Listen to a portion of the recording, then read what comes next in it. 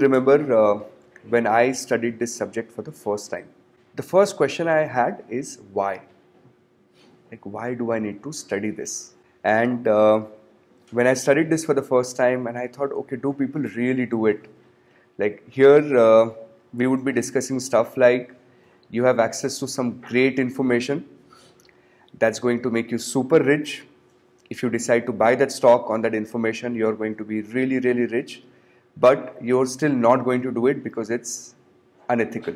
So when I was maybe of your age, in my early study days and education days, I used to think, okay, this is really stupid. Maybe this is something I just have to do to pass the exams, and then I don't have to worry about it for the rest of my life. And I used to make fun of this subject, and I used to say, okay, this is stupid. Who really does this in practice?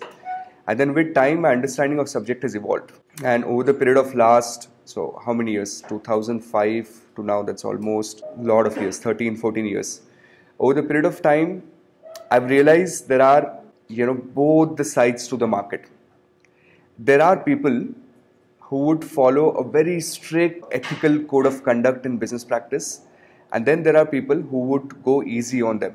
Now, I'm not going to tell you which side to take. That is something that you have to decide. But in my personal experience, investment into ethics, in terms of your thought process, in terms of your decision making, in terms of your business practices, pays out really well in the long run. So we know some of the incidences that have happened in the market with JP Morgan and GS and their CEOs, some of them being imprisoned, some of the senior employees being imprisoned.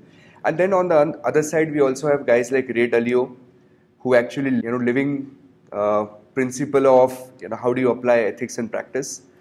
So you'll have to figure out what really works for you. Now, in terms of subject, as far as passing exams is concerned, CFA Institute takes this subject very seriously. So out of the 10 subjects for CFA Institute, the most important subject is not equity markets, or it is not bond markets, or not derivatives, it is ethics.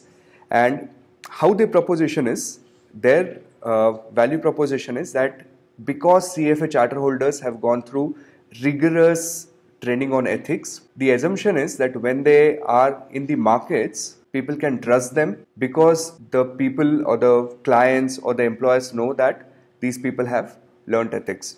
That's the whole idea with this. Now, when you're studying this, it's going to be tough. So you would go through different layers of learning curves with ethics. First, when we'll do it in the class, you'd feel, okay, the language was a little tricky, but it's so easy. I know that I am not supposed to lie. I know that I am not supposed to steal. Why do I need to read and learn that? Correct? That's what the ethics is going to tell you. It is going to tell you, don't lie, don't cheat, don't get drunk in the office, don't have fights with your colleagues and stuff like that. Don't accept exorbitant gifts don't create conflict of interest, stuff like this. You'd feel that, okay, I know this, why do I need to read? It's so boring. Then you'd practice questions and you'd read question number 1, option A, B, C, and you'd feel, oh my God, all the 3 options are same. There would be times when you feel, okay, all the 3 are correct, and then there would be times when you'd feel that all the 3 are wrong. Then you'd go through a question practice mode. Then you'd start getting those nitty-gritties. Then you'd read ethics again. You'd watch videos again. Then you'd practice questions again. And then you'd reach to a level where you'd start feeling ethics. Okay, and I know you're going to find me abstract. Every time I say this, people find me abstract. What do you mean by feeling ethics? You reach to a level where you start thinking the way CFA Institute wants you to think. And once you reach that level, you don't need to study ethics, even for level 2, level 3, because it's the same stuff. Same ethics for CFA level 1 and CFA level 2 and CFA level 3 with equal importance. So if you spend time at level 1, if you're really rock solid with your concepts, then about 15% of your level 2, level 3 work is done. Are we together here? So how to study? Step 1. So this is something I'll recommend you to write down. Step 1.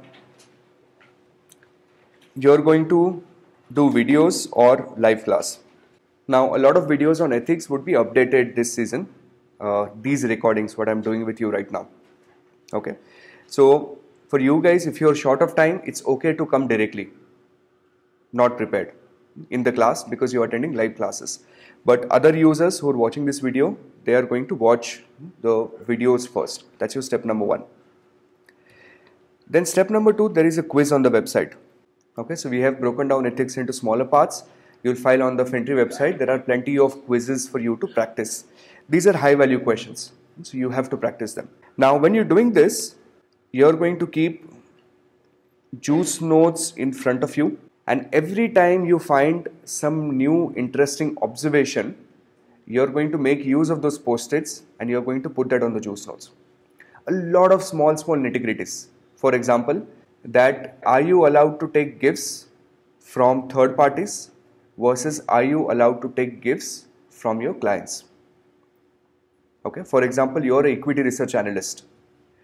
You're writing a research report on Apple.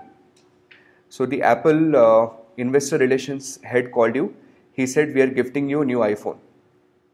Versus your client is very happy with you. He has decided to gift you a new iPhone. Can you accept this one versus that one? Now this is tricky, right? So this is something that we have to remember. So you learn this, you put that down to your juice notes. Are you following this? Once this is done, then in step number 3, you're going to watch the Q&A video on FinTree's LMS. So we roughly have about 50 questions solved there. Okay.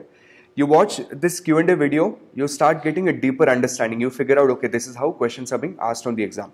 Now this is the minimum work that you have to do. And this, I think, is going to be good enough as far as exams are going to be concerned. But we want to go a notch higher. So after you've done this, you're going to open CFA curriculum.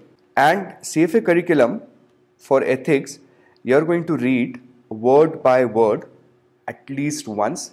These are roughly about 200 pages. So 200 pages of CFA curriculum, you're going to read word by word and you're going to highlight so that next time when you're required to revise, which will happen by the way at level 2, then you know what to read and you can read it fast. While you're reading the curriculum has a lot of examples in there. Okay, after every substandard, they've given small examples. These are not blue boxes. They're not inside the blue boxes, but they're examples. Now, I would be covering many similar examples in your videos. Okay, that means a lot of those examples will be covered for you, but I still want you to read through those examples and then you're going to star mark them. 1 star, 2 star and 3 star in terms of level of difficulty. 1 star is like too easy and 3 star is challenging. And then next time when you revise, you just revise these ones. Okay, that's roughly the game plan. We are not going to underestimate the ethics. We are going to study ethics consistently throughout next 4.5 months. Are we okay with this? Do you want to ask any questions here? Perfect.